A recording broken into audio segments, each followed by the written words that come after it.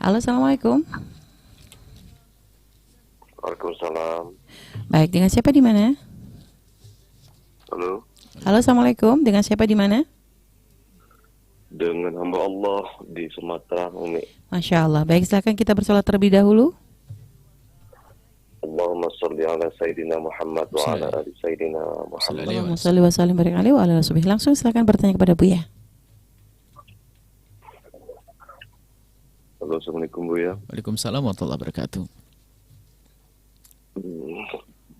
Maaf Bu ya, mau bertanya. Silakan. Jadi gini Bu ya, mau bertanya bagaimana caranya menghadapi orang-orang yang zalim sama orang tua kita Bu ya. Yang di sini yang dizalim itu budi Bu ya, atau adik-adik orang tua dari bapak gitu Bu ya. Yang dizalimi, yang menzalimi orang luar. Ya, orang tua dizalimin, misalnya kayak dikata-katain atau Yang dizalimi, yang menzalimi siapa? gitu. Sebentar. Ya Bu ya. Yang menzalimi siapa? Yang dizalimi siapa tadi?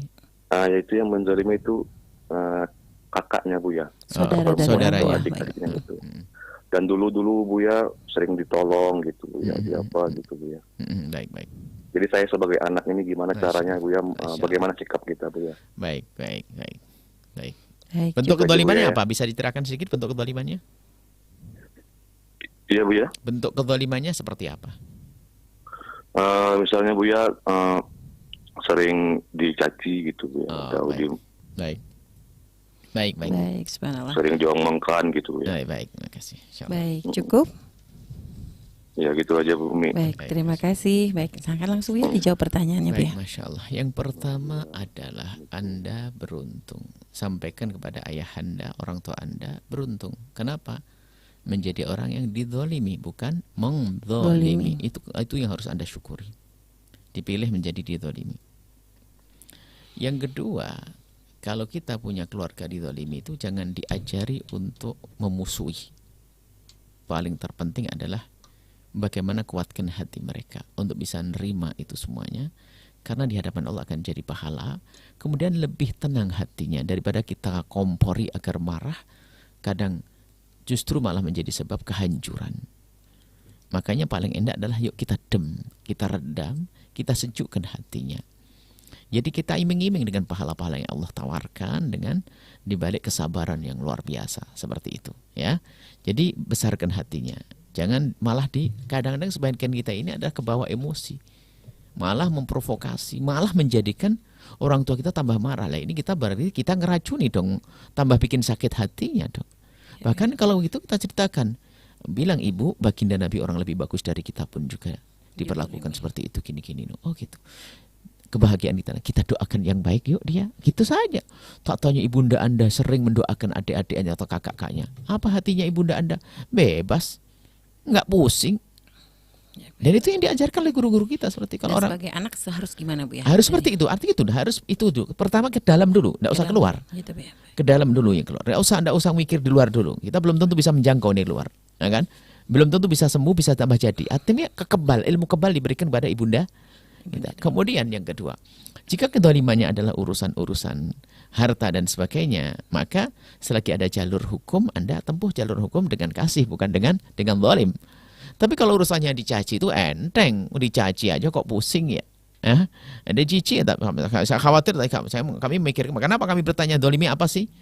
Kalau dicaci ya kita biasa, kita dicaci, siapa yang tidak ada di dunia ini orang 100% dengan semuanya, tidak akan semuanya senang dengan kita. Bahkan manusia termulia pun juga menemukan orang-orang yang musuhnya tanpa alasan, ada dengki dan sebagainya. Nah kalau kita mikirnya demikian, kita akan sakit.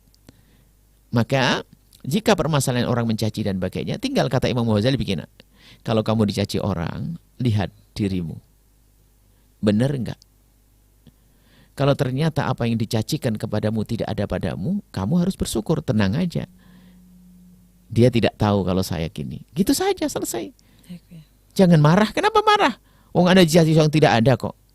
Ya nggak usah pusing. Sepenting Anda baik kan begitu. Kalau ternyata yang Anda dicaci dengan sesuatu yang memang ada pada Anda, memang ada jeleknya, kenapa saya harus marah? Kan?